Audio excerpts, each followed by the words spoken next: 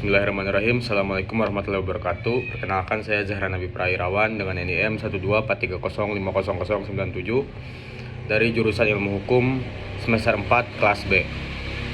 Pada kesempatan kali ini saya akan menjelaskan salah satu materi penting dalam hukum perikatan, yaitu force majeure atau overmach. Yang mana materi ini sangatlah penting karena berkaitan dengan ketika seseorang tidak dapat memenuhi prestasi atau kewajibannya yang diakibatkan oleh sesuatu keadaan yang berada di luar kemampuannya. Nah, sebelum kita membahas kepada force majeure, perlu kita memahami terlebih dahulu apa itu hukum perikatan, yang mana hukum perikatan ini adalah hukuman antara dua pihak atau lebih, yang dimana salah satu pihak berhak menuntut suatu prestasi dan pihak yang lainnya wajib memenuhi prestasi tersebut. Prestasi ini dapat berupa memberikan sesuatu, berbuat sesuatu, atau tidak berbuat sesuatu. Nah, pada dasarnya setiap pihak yang membuat perjanjian wajib melaksanakan isi perjanjian tersebut sesuai dengan asas pacta sunt servanda, yang mana setiap suatu perjanjian dibuat secara sah berlaku sebagai undang-undang bagi para pihak yang diatur dalam pasal 138 ayat 1 KUH Perdata. Baik, mungkin kita akan lanjut kepada materi pentingnya, yaitu force majeure dan overmach. Force majeure atau overmach ini adalah suatu keadaan yang memaksa, yang mana dalam hal ini debitur tidak dapat memenuhi prestasinya karena adanya peristiwa yang tidak dapat diperkirakan sebelumnya atau berada di luar kekuasaannya, serta bukan kesalahan atau kelalaiannya. Sebagaimana tentang force majeure dan overmach ini diatur dalam pasal 1244 dan pasal 1245 Kitab Undang-Undang Hukum Perdata. Yang melalui kedua pasal tersebut dijelaskan bahwa debitur tidak diwajibkan membayar ganti rugi apabila membuktikan bahwa tidak dipenuhinya prestasi disebabkan oleh keadaan memaksa yang tidak dapat dipertanggungjawabkan kepadanya. Ya. Dengan kata lain juga, jadi force majeure atau overmach ini dapat menjadi suatu alasan yang dapat membebaskan debitur dari kewajiban membayar ganti rugi. Selanjutnya yaitu saya akan menjelaskan beberapa unsur dari force majeure. Suatu keadaan dapat dikatakan sebagai force majeure atau overmach ini apabila memenuhi beberapa unsur. Yang pertama yaitu terjadinya sesuatu peristiwa yang tidak dapat diperkirakan. Jadi peristiwa ini datang secara tiba-tiba atau mendadak, tidak dapat diperkirakan khususnya oleh si debitur. Yang kedua yaitu peristiwa tersebut berada di luar kekuasaan para pihak, yang mana dalam hal ini para pihak pun tidak dapat mencegah terjadinya peristiwa tersebut. Yang ketiga, tidak ada unsur kelalaian atau kesalahan dari debitur. Nah, seperti dua poin yang awal tadi, jadi dalam hal ini debitur tidak memiliki kesalahan atas terjadinya suatu peristiwa force majeure ini. Yang keempat, peristiwa tersebut benar-benar menghalangi pelaksanaan prestasi.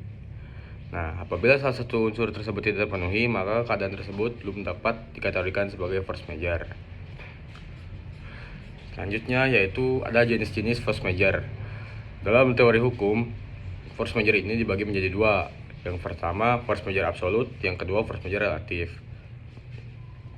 Yang pertama force majeure absolut.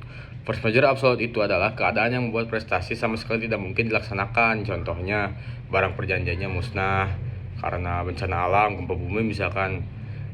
Terus selanjutnya kalau misalkan seorang pengusaha pabriknya hancur akibat letusan gunung berapi misalkan, akibat bencana alam juga misalkan, ataupun misalkan seorang pengusaha kapal yang kapalnya tenggelam dikarenakan ombak yang tinggi atau tsunami. Nah, kan dalam hal ini force majeure absolut itu kan keadaan memaksa yang membuat prestasi ini tidak mungkin dilaksanakan. Nah, dari ketiga contoh tadi kan